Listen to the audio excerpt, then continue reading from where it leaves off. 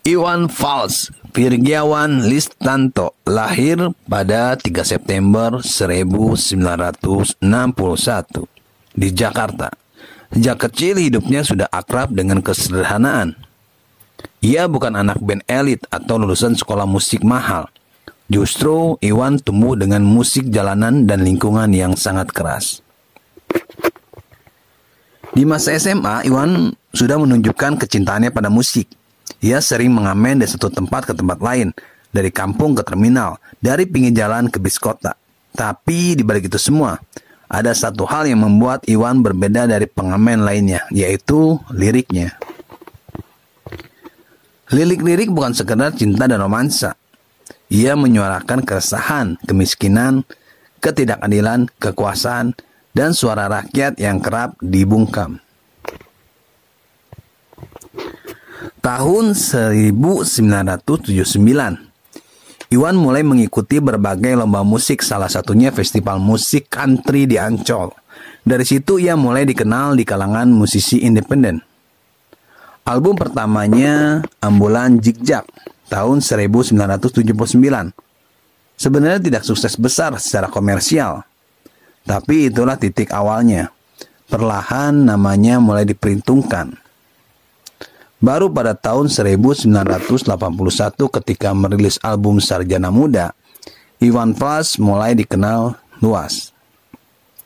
Lagu Guru Umar Bakri atau Pengobrol Dosa dan Yang Terlupakan menjadi ikon. Iwan Fals bukan cuma penyanyi, ia adalah suara masyarakat bawah. Pada pertengahan 80-an, Iwan mulai tergabung dalam grup musik, salah satunya yang paling legendaris adalah Suami bersama Saung Jabo, Joki, Surjo Prajogo, dan lainnya. Disinilah Iwan menyalurkan kritik sosialnya lebih eksplisit. Suami merilis lagu-lagu seperti Bento dan Bongkar yang mengguncang Indonesia. Lagu yang terang-terangan menyindir kekuasaan dan ketimbangan sosial.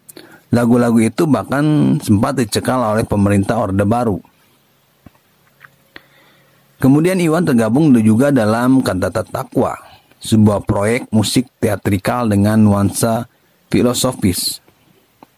Bersama para seniman besar seperti W.S. Endra dan Joki, musiknya semakin menyatu dengan puisi dan teater. Namun meski sukses, Iwan tidak menetap lama dalam format band.